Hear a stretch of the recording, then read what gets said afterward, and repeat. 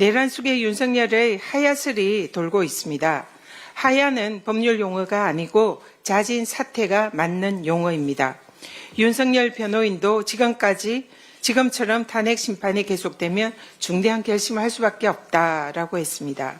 자진 사퇴를 암시한 걸로 해석됩니다. 사실이라면 참으로 비루하기 짝이 없습니다. 헌재의 탄핵 인용이 가시화되니 자진 사퇴라는 꼼수로 전직 대통령의 예우를 챙기고 극우를 선동하는 정치 활동을 계속 이어나갈 심산으로 보입니다. 그러나 권한이 정지된 대통령에게는 스스로 사퇴할 권한이 없습니다. 현행법은 불법 혐의가 있는 공무원이 자진 사퇴를 통해서 퇴직 예우를 챙기려는 꼼수를 원천 차단하고 있습니다. PPT 봐주십시오. 또 국회법은 권한 행사가 정지된 탄핵 피소추인의 사직을 불허하고 있습니다. 또 국가공무원법도 파면에 해당하는 징계 의결이 요구 중인 공무원의 퇴직을 허용하지 않고 있습니다. 이러한 법령의 해석에 의하면 윤석열의 자진 사퇴는 허용되지 않아야 합니다. 그러나 설령 내란 속의 윤석열이 자진 사퇴라는 꼼수를 선택하더라도 탄핵 심판은 계속되어야 합니다. 일각에는 퇴직 공무원에 대한 재판은 소의 이익이 없기 때문에 청구는 각하되고 재판은 종결된다. 그러므로 탄핵 재판도 종결되어야 한다라는 주장이 있습니다. 그러나 헌법재판소 판례에 따르면 내란 속의 윤석열의 경우에는 소의 이익으로 인한 탄핵 재판의 종결례는 적용되지 않습니다. 판례를 한번 보시기 바랍니다. 헌법재판소 판례를 찾아보니 이런 사례가 다수 있습니다.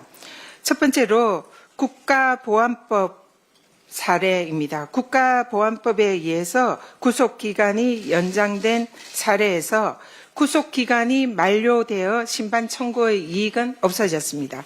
그러나 헌법재판소는 이러한 경우에도 심판을 종료하지 않고 종국 결정으로 위헌 결정인 인용 결정을 내렸습니다.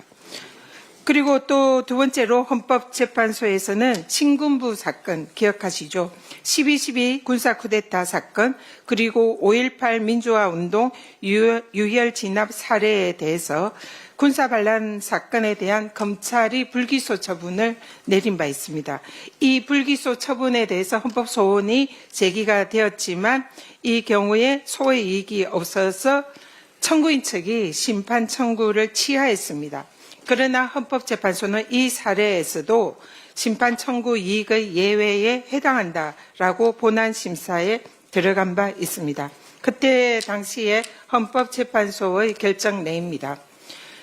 침해 행위가 앞으로 반복될 위험이 있거나 분쟁 해결이 헌법 질서의 수호 유지를 위해서 기묘한 사항이고 헌법적으로 그 해명이 중대한 의미를 지니고 있는 경우에는 예외적으로 심판 청구의 이익을 인정할 수 있다. 이 말은 즉 심판 청구의 이익, 소의 이익이 없어지는 사안이 발생해도 이 헌법 수호를 위해서는 헌법재판소는 예외적으로 헌법재판을 계속할 수 있다.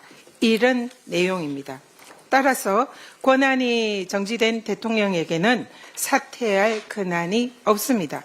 그럼에도 불구하고 내란 속의 윤석열이 탄핵으로 파면되기 전에 사퇴라는 꼼수를 부린다 하더라도 헌법재판소 판례에 따라서 탄핵 재판은 계속될 수 있습니다. 내란 속에는 반드시 헌법의 이름으로 파면되어야 합니다. 이상.